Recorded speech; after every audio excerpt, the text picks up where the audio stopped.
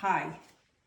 Now I have the benefit of Denise's beautiful work, and I want to focus on my recipe because there are major differences. This was given to me by Roberta, and it's over 40 years ago because I remember making the rolls when I was in law school and I was living in a one-room apartment. So now I watched Denise's video, and she increased her eggs to 9 and extra large, and also her recipe only calls for 7 cups of flour, which this recipe, which is the one I've always used, calls for only 6 eggs and 8.5 cups of flour. So because of Denise's success, I'm going to increase the eggs to 8, not 9, just because I have had success with this recipe. But obviously I've never nailed it down. It's hit or miss. So any adjustment to make it successful all the time is what I'm hoping to achieve. And then the flour, I'll just play it by ear. That's substantially less than what Roberta's recipe here calls for. So, but I noticed that Denise's dough is stickier than mine, and that's obviously a good thing. So I know what I'm looking for. Okay. So I followed the directions as far as the yeast, and added warm milk and not hot milk, sugar and salt. And I have an issue which I've often had, and my yeast was brand new. I bought it to make sure that I had fresh yeast, fresh flour, new flour, everything, because sometimes I think that having stale stuff might account for the results. So I think if I had to do this over again, I need the milk cutter, even though it was warm. So, but I'm going to proceed and mix it with the eggs and then add the shortening. So I've finished combining the eggs with the yeast mixture, and now I'm going to add half of the flour, which today for me will be 3.5 cups using the 7-cup recipe that Denise has. Back up. No, because they need to see that. It's going. So we're finishing the addition of the first half of the flour, and the next step is to add the shortening.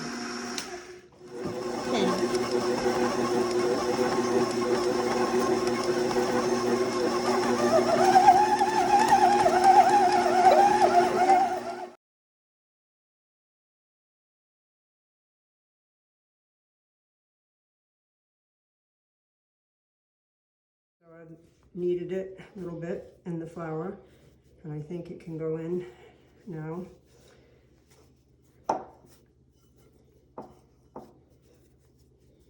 And that's a question that I have. So for example, I don't have a complete ball. I have an area that's separated, and I'm going to put it in like that because I'm concerned about over kneading it at this stage. These are the questions that I'd like to have definitively answered before I die. Next step is to cover it with a tea towel, as they call them. This happens to be one. Danielle liked it. It's brand new. I found it in the basement cleaning up this week because when I did my facelift to this kitchen 8 to 10 years ago, I packed many things away and I never unpacked them. So brand new. Here we go. And unlike Denise, I follow the old-fashioned way, which is they had said turn the oven on at 200 and then you shut it off so that you just get the heat you would normally have at the hearth, which is how they used to raise bread in the old days. So mine, I had preheated it, early this morning. I shut it off before I went to the last addition of flour, and now I'm going to add it to the oven for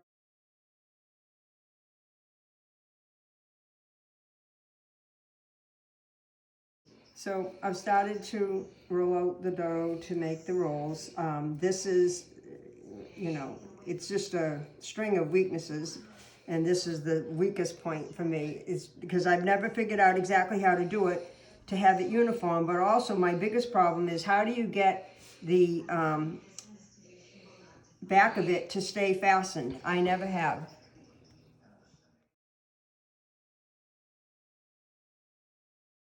So the home stretch at last. The rolls are ready to go for the third and final rise before baking. At last, ready to be baked. So Danielle and I started at 10:30, I think, and it's 4:30. Here's the first tray, and the final one you'll see on this video. As you can see, uneven cooking because of my oven. And I'm not even sure if they're cooked, but I don't want them to get any browner, so I'm taking them out. Another question I have. Happy holidays, and as Jacques would say, good cooking.